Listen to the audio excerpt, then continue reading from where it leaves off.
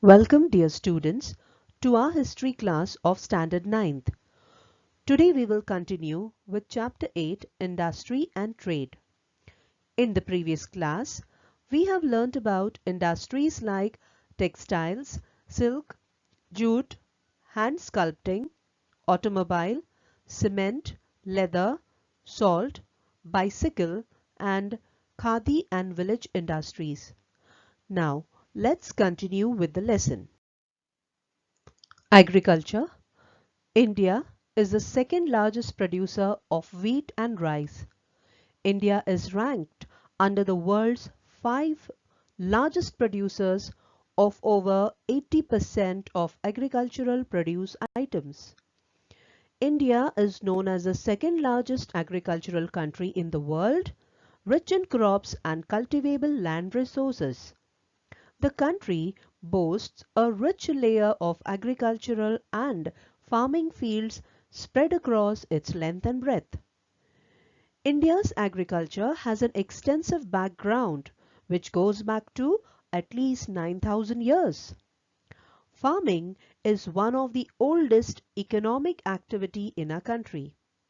Different regions have different methods of farming. However, all these methods have significantly evolved over the years with changes in weather and climatic conditions, technological innovations, and socio-cultural practices. Both traditional and modern farming methods prevalent in India can be classified as follows. Primitive subsistence farming. While this type of subsistence farming is typically done on small areas of land, it also uses indigenous tools like a hoe, digging sticks, etc. Commercial farming. In this farming method, the Indian farmer uses a high amount of fertilizers, pesticides and insecticides to enhance and maintain the growth of the crops. Another method of commercial farming is plantation. Plantation farming is a blend of agriculture and industry practiced across a vast area of land. The produce yielded from plantations is treated as raw materials to be subsequently used in their respective industries. Shifting cultivation is a type of subsistence farming where a plot of land is cultivated for a few years until the crop yield declines due to soil exhaustion and the effects of pests and weeds. Irrigation farming is when crops are grown with the help of irrigation systems by supplying water to land through rivers, reservoirs, tanks, and wells. Also, modern techniques like drip irrigation, organic farming, and the use of drones are being used to improve the yield of crops. India is the world's largest producer of many fresh fruits like banana, mango, guava, papaya, lemon, and vegetables like chickpea, okra, and milk. Major spices like chili pepper, ginger, fibrous crops such as jute, staples such as millets and castor oil seed. India's agriculture is composed of many crops, with the foremost food staples being wheat and rice. Indian farmers also grow pulses, potatoes, sugarcane, oilseeds, and such non-food items as cotton, tea, coffee, and rubber. India is the world's second largest producer of fruits and vegetables. To reduce wastage of fresh fruits and vegetables and to add value to them, processes like canning, dehydration, pickling, provisional preservation, and bottling have been introduced. In order to encourage farming, loans are given to farmers through rural banks and cooperative institutions. Study visits Agricultural outdoor trips and farmers get-togethers are organized through panchayat samitis to bring about improvement in agriculture. Tools and implements, seeds and fertilizers are also supplied. The farmers are given training regarding soil testing, nursery of fruit plants, pisciculture, poultry, cattle and goat rearing, dairy farming, etc. Financial help is given to build warehouses to store the farm produce. Policy of the central government. The first 5-year plan in India was launched in 1951, and since then India had launched 12 5-year plans. In the fourth 5-year plan, focus was placed on paper industry, pharmaceutical industry, motor tractor industry, leather goods, textile industry, oil, color, sugar industries, etc. According to the Industrial Licensing Policy of 1970, all those factories requiring an investment of more than 5 crore rupees were to be included as heavy industries. The big industrial houses and foreign companies were allowed to invest in heavy industries that were not reserved for the public sector. As a result of this policy, by the end of 1972, 3,18,000 small industries were registered with the Government Registration Office. Mineral wealth. India's major mineral resources include coal, fourth largest reserve in the world, iron ore, manganese ore, seventh largest reserve in the world as in 2013, mica, bauxite, fifth largest reserve in the world, chromite, natural gas, diamonds, limestone and thorium.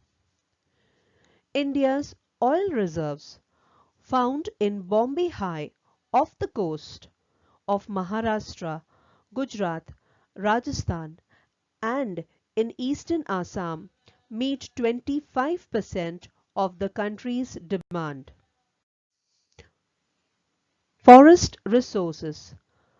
Government has reserved some forest for the industries based on forest. The task of conservation of the forest is done by the central government, the state government and by the local people. Forests are necessary for the raw material for the industries like construction, paper, newsprint, silk, matchboxes, medicinal herbs, honey, lacquer and raw material needed for paint. Fisheries. India is also an important country that produces fish through aquaculture in the world. India is a home to more than 10% of the global fish diversity. Presently, the country ranks second in the world in total fish population with an annual fish production of about 9.6 million metric tons. Fisheries include seawater fish and freshwater fish found in rivers, canals, ponds and lakes. Harbors have been built or old harbors have been redeveloped. Fish sea incubation centers have been provided for the growth of this industry. Tourism. One of the oldest civilizations in the world, India is a mosaic of multicultural experiences. With a rich heritage and myriad attractions, the country is among the most popular tourist destinations in the world. It covers an area of 32,87,263 square kilometers, extending from the snow-covered Himalayan heights to the tropical rainforests of the south. As the seventh largest country in the world, India stands apart from the rest of Asia, marked off by its mountains and the sea, which give the country a distinct geographical entity. As you travel the expanse of the country, you are greeted by diverse nuances of cuisine, faith, art, crafts, music, nature, lands, tribes, history, and adventure sports.